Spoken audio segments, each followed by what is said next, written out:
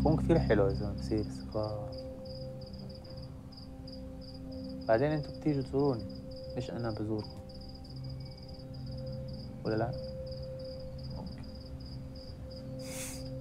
We came to this film in a way after feeling that journalism had failed us. We're both journalists and we've written about the ongoing occupation in Masafer Yatta and specifically about the policy of house demolitions. So every single week, the Israeli military destroys a house or several houses in this area of Masafer Yatta. And there is something about journalism that only scratches the surface. An article can't tell you what it feels like to watch your own house being destroyed, or what it's like to see your son get shot and then you cannot have a room to place your son. You have to live in a dirty cave just because the military does not give you a building permit. It's a way to push you out. We had thousands and thousands of hours of footage. The Masafer Yatta community for decades has been also documenting itself, and violence is ongoing. It's a daily part of the military occupation. And at the end of the day, this is about human beings, about emotions. And we hoped that by making this film, we are able to show the world a deeper layer of what the military occupation means for human beings, a layer that you cannot always feel or reach when you are making a journalistic article, which we are still doing.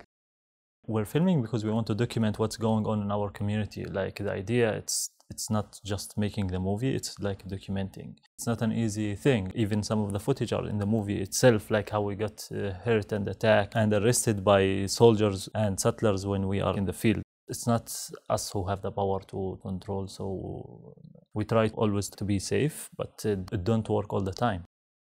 Obviously, the military occupation is based on military law. That's the Palestinian, like Basel, who is living under this law, does not decide it. It's military decrees. That's the commander. One commander can just write and sign, and that's it. And what the military law enables soldiers to do is to invade pretty much any village they want. They can enter any house they want. They don't even need a warrant to do that. And they can effectively confiscate anything they want. And it happened several times that soldiers invaded Basel's house just because they knew people were filming, and they confiscated, like, what was it, Basel? Like laptops, cameras, and laptops. So it was, there's been a lot of pressure from different sides while we were making this film, and I'm really glad we were able to do it. Like, I think you risk your life maybe, I don't know how many times. The movie is succeeding in Europe, also in the US, in festivals. There is a requirement for the movie. People want to watch it, want to see it, and we're happy with that, with this success, and we hope that millions of people will watch it around the world and here in the US.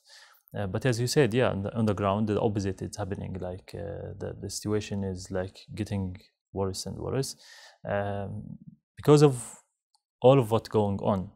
I mean, they're using the opportunities of like the war and this to do other stuff on the ground. But it's important what we are doing. I believe like it's important that we keep push and tell the people and make our story being heard and seen. The people here should be part of the change that will happen because their governments are a part of this game.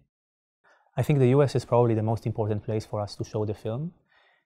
When you watch the film, you will see the sheer amount of violence that is used on an everyday basis by the Israeli government, successive governments, in order to expel, to push out, to transfer, to ethnically cleanse a region of the West Bank. And the idea behind that is that this is a way to prevent a Palestinian state.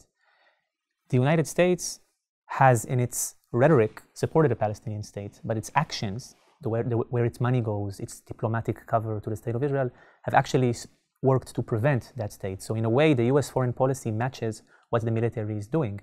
Like, why has the United States not recognized a Palestinian state? Why are there no conditions to money, weapons that are going and being used in an occupied territory that's illegal under international law, under the ICJ? We're really hoping that people watch this. There will be a substantial change in foreign policy that will help us on the ground end the occupation and reach a situation of true freedom for Palestinians and justice and equality for Israelis and Palestinians in the land. And this core resistance that we are doing is aimed at that.